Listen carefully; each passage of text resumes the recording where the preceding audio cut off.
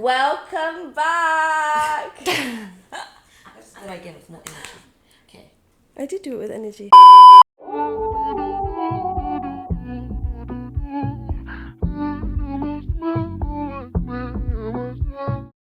Welcome back to another episode of The Should Bother You with Sahar and Phateka. Ooh. This is a very special episode as we have a very special guest with us today. Yes. We have the lovely Aida. Aida!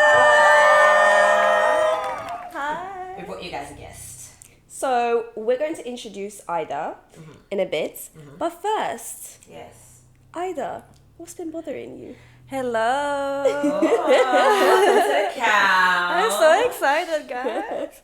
Okay, what has been bothering me? So, Sahar, I just moved into my new apartment. Yes. And I didn't realize how expensive it actually is. Oh, It just seems like buying things never ends. that part. Yep. You think you're settled, right? You think, okay, cool, I have fridge, I have bed. You think, no, carpets, couch, accents, and you people. I am currently surrounded by maximalists. If this was a aesthetic sandwich, they are the breads of maximalism. Yes. And I am the calm filling of not minimalism, but like definitely not their vibe. So Yeah. I can see for you it's probably even worse. Yeah, I was describing my interior design to her right now, and she was having a heart attack. So She said she has Yeah, a we've red been there. couch and a yellow carpet. So cute. For what reason? it's giving hot dog, guys. I have a hot dog. I'm stressed. I for one am stressed. But you know what? If you like it, I love it. Yeah. That's my new thing. Yeah. If you like it, I love it. But you're so real. Like, but one thing about moving in, like, I keep Sahara and I keep playing around with the idea of like, oh, when our lease is finished, are we gonna stay? Are we gonna go to another apartment? And every time I bring up another apartment, she's like, oh, then we have to pay another deposit. Yes. Oh, Yes. then we have to Get and it's trucks long. and moving is really tiring. Yeah, no, thank you. And also, I just love this apartment. Yeah, it's How so long cute. did you live like in your previous place before you moved into this place? I think like 6-7 years. So yeah. Damn. Yeah, long time. You're a fantastic tenant. Yeah. You're loyal. I love that. But yeah, no, you're right. There's a hell of a lot of expenses. What's been bothering you this week, Sahari? What's been bothering me this week? I think people. Again, guys, I really love this city, but the people in it sometimes confuse the hell out of me. We're not going to go deep into it, but I'm just like, wow. Is it LA's fault, though? It's my fault, actually, if you Yeah. think about it. I'm too nice, guys. I'm Yep. too nice, and I need to protect my space. Yeah. Because, oh! There's so many examples I could give that's been happening over the year with people, and I'm just like, Yeah. I thought I actually think if you go back to season 1, there was an episode where she was speaking about someone who was basically rinsing her, stealing her lingo. And I wouldn't say you're being rinsed, but more things are happening that are triggering her of human beings that are confusing you again. yes. And I think it's just, especially when it comes to work and stuff, like, it's really nice to be able to trust somebody, and then that's when that space gets like, do you know what I mean? It's Yeah. just like insane. So it's just like, wow, where do I find my safe spaces? Who do I find my safe spaces with? But then it's Yeah. good. It makes me realize that you need to keep the circle small and safe, Yeah. and those people are your people, and that's it. Yeah. But yeah, people have been bothering me this week, and I guess I've been bothering myself this week by not being able to distinguish people from people. Sahara lacks the spirit of discernment in conclusion. Yes. Yeah, I've been thinking about this too, because I think we're very similar personalities, where we're very bubbly and smiley and nice to everyone, and it's like keeping that balance of making sure you're not taken advantage of. Like, yes, I am nice to you and I'm smiling at you, Yeah. but also like I have my boundaries. No, you know? literally, Yeah. and it's so hard to put boundaries up, because sometimes when you do put boundaries up, it's like people that It's don't. uncomfortable. Yeah, but like also like I think in the UK, like being really like outspoken about how you're feeling and kind of telling people like putting boundaries and stuff like, but it's people take it well. That's tough love. It's good. But here, I don't know why. Just people don't know how to talk about, like, deal with confrontation Yeah. and Yeah. all of that. And then on top of living in LA, which it does have that dynamic, it's also a culture thing. I feel like in our culture, me and Sahar are both Persian, and in our culture, it's not really common to be confrontational. Like, I grew up with a family that's like not confrontational at all, so I had to teach myself how to be more like that. But I think it's necessary. And you're like doing an amazing job. Very thought of. Because when I think of you, I don't think of like really thought of, which I love. Which I absolutely love. And you actually like speak your heart as well. Yeah, I do. Which is really amazing. Years. It took a lot of practice, but it's really important for me to just keep it real. And I try to tell people when my feelings are hurt and like set boundaries and everything. I think it makes things easier. And I think when you have the right people in your life, they will understand. And if they're not the right people, they will get defensive, and you will know who's the right person. When you know, 100%. Patty, what's been bothering you this week? Mine is less significant. I think you both spoke about very important things. Skims has decided to release a line of underwear. We had to talk about this. Unique, to say the least. It's panties, underwear, knickers, whatever you call them, with like fluff or fur on the front. People say it's supposed to emulate like a bush. Like, think if a vagina just was bushy and had hair. That's the vibe. I imagine the idea is that if you're wearing a bodycon dress or whatever, the texture, it'll be 3-dimensional, and you can see the texture from the underwear. Yeah. And I came across this on TikTok, and that it truly has been bothering me, because I'm like, for what good reason? Also, like, okay, a couple weeks ago, or a couple months ago rather, they released a bra that had hard nipples on it, okay? Yeah. They released this bra that had hard nipples because I'm guessing they're thinking you want support, but you want to give the illusion of like, perky titties, whatever. Cool. I left it alone. I didn't say anything. You created fake nipples. I left it. I kept quiet. Now you release underwear with bush on it. I simply cannot keep quiet. Because what is going on? I think when you reach a level of success, you really think you can control people's minds and aesthetics as well. And I think that's what's happening. Yeah. She's like, this isn't a thing, but I'm going to make it a thing. And people think I'm not going to do it. So I'm really intrigued to see how this plays out. I think it's rage bait. I genuinely think it's rage bait. I think her marketing team were like, you know what? Yes. A lot of people are going to be talking about it. And look, and they are. Maybe I fell into the trap, because here I am We're talking speaking about it. Yeah. But I'm not spending my money. So did it really succeed? I don't know. And it was sold out immediately, which is also sold out. Well, it was low stock. To us. It was low stock from the beginning, which I also think is a marketing strategy. I'm not sure if it's real. You people have money to play with, is what I'm learning. You people, yeah, you don't have responsibility. Literally, we can make films. We can put on events. We can do so much with that money. You people are wasting on bushy panties. Yeah. Also, my culture is not your marketing strategy. Thank you. Yes. Yes. Actually, the hairy queens are actually very unhappy. What nonsense you people are doing? What nonsense are you doing? It's my culture, okay? I was doing it when it wasn't trendy, okay? Yeah, when our moms wouldn't let us wax, when our moms wouldn't let us shave, when our mom wouldn't listen, anything. So that's what's been bothering me this week. It's been valid. Bloody bushy panties, okay? I'm so happy we touched on this. I had to, I was thinking, before we recorded, I was like, I need to say something important. And I was like, no, I'm going to speak about the bushy underwear. Because it really has been getting on my nerves. It's so interesting, honestly. But, So anyways, bushy underwear aside, we have a beautiful guest. And we feel like you guys should get to know her, even though you've gotten to know that clearly she just moved into a new apartment. But other than... and my culture. Other than being Persian and having maximalist tendencies, Aida does a lot. Aida is a creative. She is a space curator. She is a designer. She is a community-based creative, most importantly. And we brought her on here because I think a lot of our intersections and why we wanted to start this whole podcast is because, yes, we are creative in life. We love storytelling and we love doing things that are creative, but we are also both very community centered, and a lot of the things that we talk about kind of like nestle in both of those topics. Yeah. So thank you for coming on to our show. Thanks for having me. And I think we just first wanted to ask you to tell us about yourself. How do you want people to know you? Okay, hi everyone, I'm Aida. What can I tell you guys? So I am Iranian. I moved here when I was 17. So I've been in LA for like 11 years now. And I have been an artist like all my life. You know, I grew up with an artist dad. I've been around artworks all my life. And it just got to a point in Iran where being an artist didn't really seem like an option, you know, especially as a woman.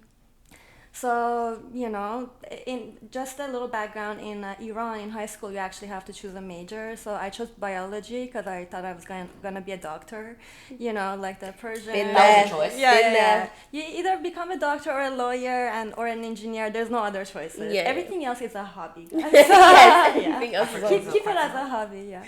So, but at 17, we finally moved here thanks to my parents, immigrated here, and that was when I was like, okay, I'm actually gonna do this. Like, I've always wanted to be an artist, and I have the opportunity now, so I'm gonna do it. Amazing. Yeah, so I went to school. I remember I took one 3D design class where we were doing a lot of sculptures and just bringing ideas into a 3D world, and I just fell in love with it. And I was like, oh, design, what is that? Yeah. And then I got familiar with this major called industrial design and then I realized everything we use in our everyday life is designed by someone. Like anything you can think of, like the glass of water you're holding or just like your lamp, your furniture, everything is designed. And I was like, that's pretty cool because, you know, being an immigrant, I still want to pursue my passion of art, but I also don't want to be the quote-unquote starving artist. You want to be pro. Yeah, you know, like, I don't want to be a disappointment to my family or any of that. Yeah, that's not cute. So I was like, okay, how can I still be an artist but make money? Design seemed perfect for that. So I went to school for industrial design. So industrial design, so there were two groups of people who came to that program. There were people who had a drawing background like me, like I grew up drawing and painting. And then there were a group of people who were really good at making things. So like really good fabricators, just like really good with their hands. And that was unfortunately not me. So I really struggled. I was not good at making things and I was really struggling in the shop classes and everything. And also in general, I wanted something with more creative freedom. I like to be more flowy with things. I like to be more outside the box, not really inside the box within like measurements and things. That's why I think architecture really isn't for me I was either. going to ask if industrial design is more like architecture. Yeah. It's very like okay. engineering like for sure. Yeah. So I need something a little bit less structured. Like I love materials, I love colors, I love aesthetics. So anyways, I was a student worker at the business department at my undergrad, and one day I was just talking about looking for an internship, and this guy who was an accountant there was like, oh, my friend owns a staging design company and they're looking for interns. And I was like, that's perfect. So literally the next day I took my physical portfolio. No one does this anymore. I had a physical portfolio and I took it there and they looked at it and they loved it. And I started my internship and that was the beginning of me being in the spatial world. So I was designing all these stages for concerts and festivals. That's so fun. Yeah. Amazing. And it was just like so exciting for me. I felt like I finally found something I was passionate about in the design world. And from there, I got another internship in experiential marketing, and I still to this day work in experiential marketing, which I can touch a little bit on it. It's a very niche field, I feel like still, but just to explain it a little bit, it's basically if you think about advertising, you know, you see it on billboards, and you see it in 2D, you see it in film, you see it on TV. But advertising can also be in 3D spaces. So you've seen like pop-ups, like we talked about Skims. Yeah. Skims does like pop-up trucks all the time. Or like if you've been to a trade show or like Comic-Con, like all these like a lot of like branded pop-ups. It's a marketing strategy. So that's what I Killian's did. having one today actually in LA. Oh really? Yeah. It's definitely getting more and more popular. And so I remember when I graduated from undergrad, it was during COVID. And then at this time, I was like, okay, this would be a great opportunity for me to go back to school because I also really wanted to learn more about this field. So I went to grad school for spatial experience design, and then the rest is history. So, Amazing. That makes so much sense. yeah. Sorry, that was very long. No, we love it. It's so interesting to hear like so many different sides of creativity and what it Yeah. looks like. Like also I've seen her like set up spaces and did like design spaces and like oh my god, It's a lot. It's a guys, lot. it's a lot and it's stunning.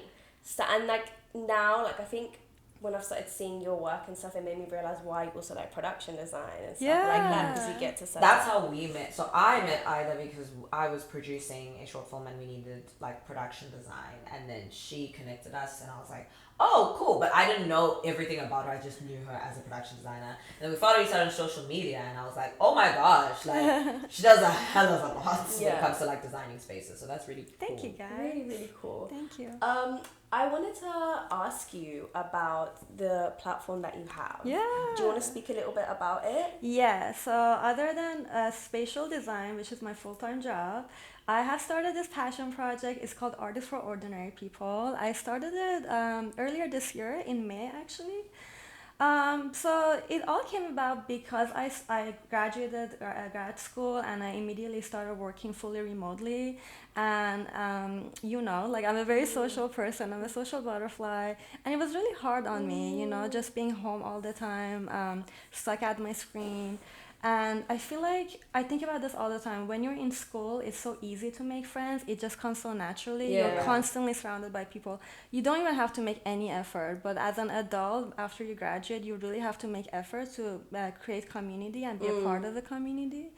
So I felt like I was really missing that. And art has always been my safe space. Like, I've been doing it since I was a kid, and nothing really makes me happier than making art. I know you're like that too, Sahar. Yeah.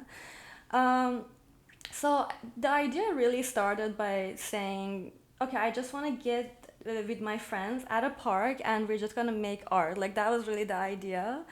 So we did it once. We started by a creative show and tell. I gathered all my friends at a park. A lot of people showed up, like there were like 30, 40 people. That's brilliant. Yeah, and I told everyone to bring something that has inspired them that week. So I said in the description, it can be a leaf you saw on the ground, or it can be a piece of music, or a podcast, or a book you just read.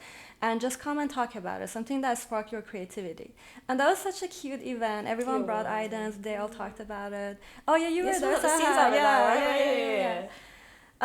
And then there I basically introduced my Artist Ordinary events, and I said I'm planning on launching these events. It's called Artists for Ordinary People. I will talk a little bit more about why I named it that.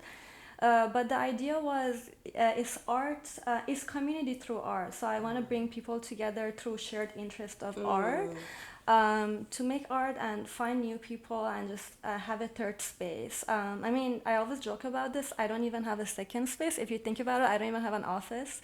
If home is first space and office is second space, I don't even have a second one, let alone a third. But I think it's really important. So yeah, that's how it started. Yeah. And I know that your like Artists for the Ordinary is like accessible to everyone. Yeah. Why is accessibility and like through art so important? So let's actually get into why I called it Artists for Ordinary People. I've been in the art and design community pretty much since 2016, and going to all these events and everything, I realized art community can be very gatekeepy, unfortunately. High-key. Yeah. It just sometimes felt like it was for a certain type of people, and you had to dress a certain type of way, act a certain type of way, and like name drop all the time and know all these fancy rich artists and and I was like, this is not right. Like, art is actually not really meant for the rich or the privileged. Like, it's actually always been meant for the ordinary people. So yeah, that's why I call it Artists for Ordinary People. The idea was artists for everyone. I realized a lot of times I ask my friends to come to galleries with me. Galleries are like, going to galleries is one of my favorite things to do. And I realize they're intimidated by it. Like they feel like they can't go to a gallery because they don't really know art history. They're like, oh, I don't know anything about art. I'm like, so what? I'm sure you can be inspired by something, you know? Yeah, so that was really the idea. Like, I don't care if you've never done art in your life. I think you can come and you can take something away from this. That's yeah. so beautiful, so Aida. Yeah. That's so beautiful. Thank you. Like, it's so true, and it's like so necessary. Yes. I'm just curious, like with the events that you've made, how many people would you say are like, what is the like ratios of like people who are like creatives versus people who are like, bro, I work as an accountant, but I'm here because I need a space to unleash. Do you see more like people in your industry, or do you see people who are like just like friends and stuff? So I mostly advertise my events on Instagram, and I feel like most people who are gravitated towards my events are creatives, but there has been also a lot of people who are not creatives at That's all. so Yeah, cool. so that it's really cool to see that. Yeah. amazing. What's your favorite one? Like your favorite events that you've done so far? So we've done a few different ones. I love collaging. Collaging is one of my favorite mediums. So I've done a few collaging ones, and I also have done vision boarding through collaging, which if you've never heard of vision boarding, is basically creating a mood board for your life, and like all your hopes and dreams onto a paper. Yeah. And so we've done collages. We did a ceramics workshop. We did a crochet workshop. Also, side note, something that's really special to me about this series is I usually ask my creative friends, like my creative circle, to host these events. So really, it's by the way, all these events are free and accessible, and it's really through a lot of volunteer effort. So shout out to all my friends who have been hosting these events. But yeah, I would say my favorite one is actually the last one. Shout out to Jessica. This is actually really cool. She was the first person who wasn't originally my friend. She reached out to me on Instagram. And she said, I love what you've been doing. And she said, I would love to volunteer and host a workshop. And I said, yes, please tell me more. I said, what do you do? And she said, I want to host a recycled fabric keychain workshop. And I was like, So I was like, that sounds amazing. She bought me a keychain, guys. Sahar. Yeah. I couldn't go to the events, Yeah, but she and it was like, and like it was once, like obviously, like Jessica was teaching. Yeah. And I remember when we were making the keychains, I was like, wow, this is so complicated. But once I got the hang of it, it was so therapeutic. It really is. To like make something beautiful, but also what's it called? The process and the what was it called when you're like the process and the what's it called repetitiveness? I don't know. Okay, yeah. Like the pattern. The yeah, pattern of yeah. making it was quite therapeutic as well. Yes. So it was aesthetically pleasing what you were making, but also therapeutic because of the way you were making the piece of art. Yeah. Do you know what I mean? And like I've been learning a lot through these events. So far I've done 9 of them. And I'm learning a lot. Sorry. You started this in May. Yeah. We are in the month of October. In these Yeah. 5 months, you've done 9 events. Yeah, so at first I said I'm going to do it first Sunday of every month. But then opportunities kept showing up. So I've actually been able to pop up in different spaces. So at first I thought I was only going to do these at the parks just to make it affordable and everything. But people started reaching out. So I ended up hosting an event at a cafe in Eagle Rock. We hosted an event at Astrolab. Shout out Astrolab, a beautiful art space here in LA. I got to host there.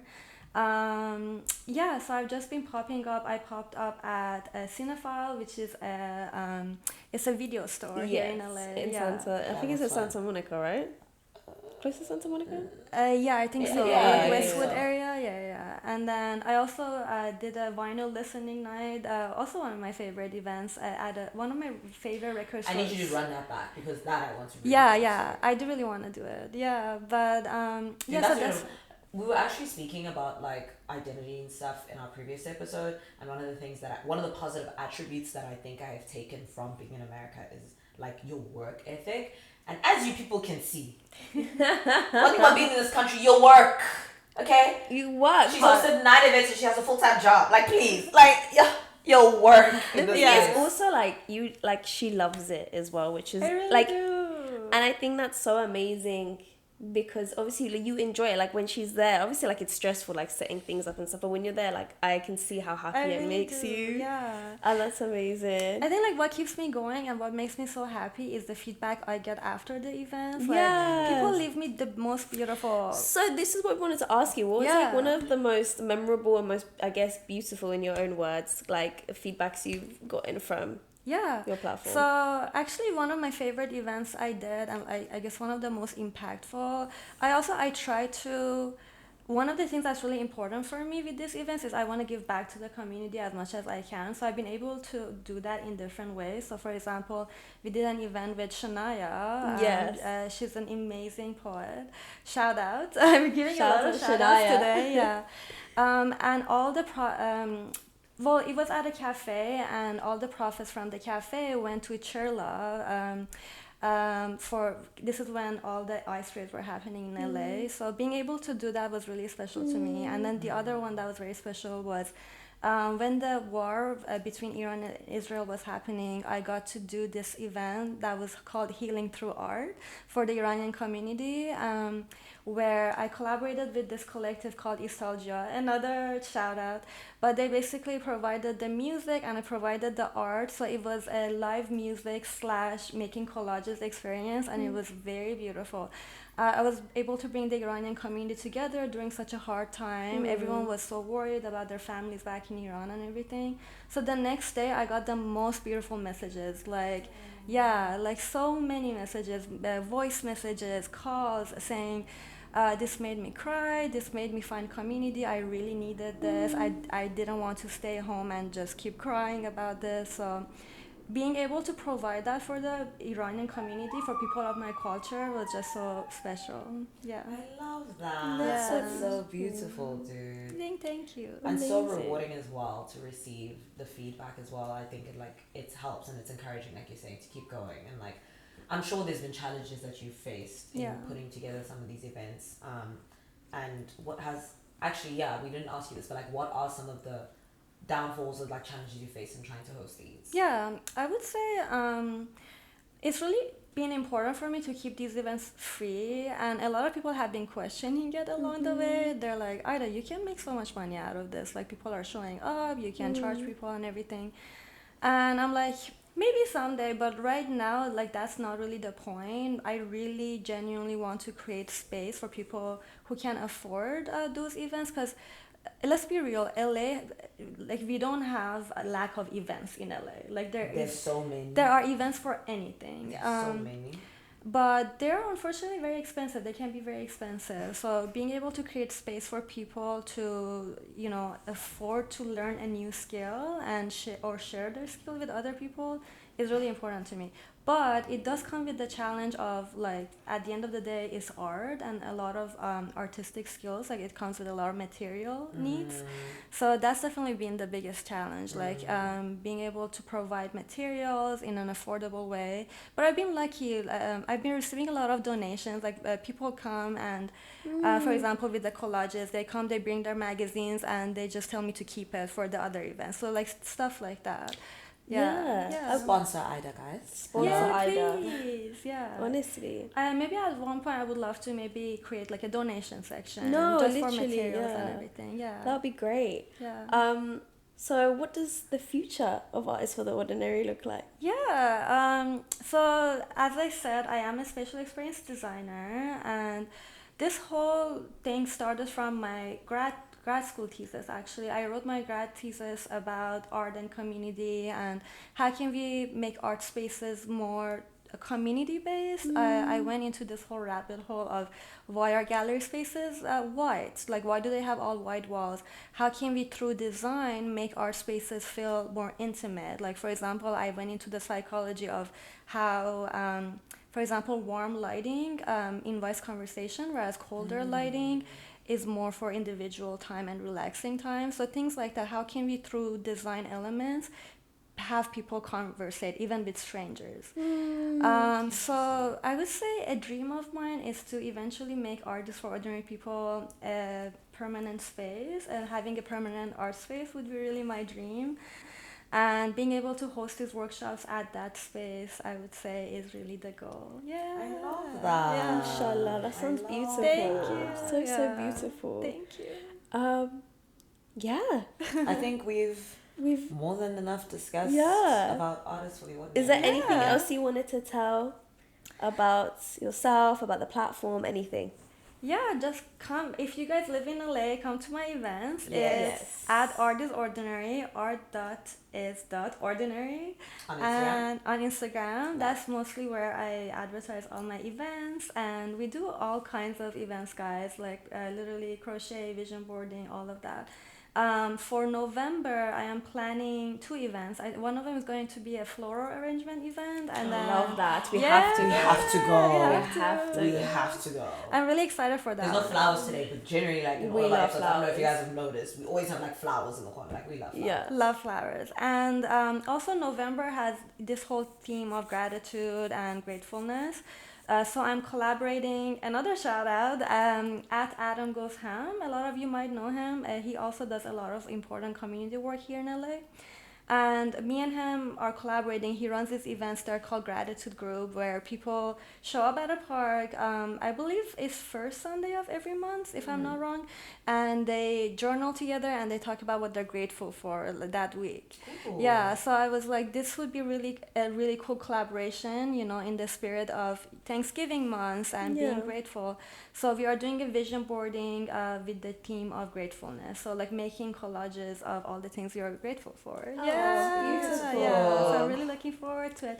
But yeah, look, please follow, and then you will see my poster for it. And can't wait to see you guys. Amazing. On the theme of giving shout outs. Yes. Yeah. You've mentioned a couple people you wanted to shout out. Is there anyone else you wanted to shout out? Let's see. I need to think about this. I'm definitely very blessed with a very creative circle of people. Well, we'll make it simple for you. Yes. It's Okay. just think of this week. Because we know there's so many people you've collaborated with over the years, and this is just a part of the show where we just like to give a shout out to any like creators who are inspiring us this week or done something really cool, anything that has just influenced whatever you want to do next. Yeah. Yeah. I know I already mentioned her, but I want to say Jessica. I think what she's doing is so amazing. I just really enjoyed making those recycled fabric keychains. I think there was something so special about, so a lot of the fabrics she brought with her were very important to her. So all these pieces of fabric had a story to them. So she would be like, this is from a piece of clothing that my grandma gave me, or like this is from like someone really special gave it to her. And the fact that she was so generous and she was, with it. you know, willing to share all of that, like things that were very emotionally important to her and sentimental to her with all of us strangers, was really cool. Actually, now that I'm talking about this, I want to give one more shout out. Chris, I believe it's at Crit Doodles, so CRIT Doodles on Instagram. We met because I was doing one of my events at Barnesville Art Park. It's one of my favorite parks in LA. And we were just hanging out and we were making art, and he showed up and he made a drawing of my dog. He did a doodle of my dog. I have a corgi. Queen Yeah, Cora. yeah. And I thought that was so special. And next time we did another event at the same location and I saw him again. So I realized that he goes to this park often and he brings his drawing supplies and he draws people and he gives that to them and he just really makes their day. It was That's just so beautiful. lovely. Yeah. Yeah. I love that. Shout out to them. Shout out to Both Chris. lovely creators. I hope you're listening. You're amazing. Yeah. What creators have inspired you this week, darling? Creators that have inspired me this week, I guess I've been thinking about this platform a lot called Khalis House. It's a platform, I don't know if it's recently opened up, but it's run, I think, by Samira, if I'm correct.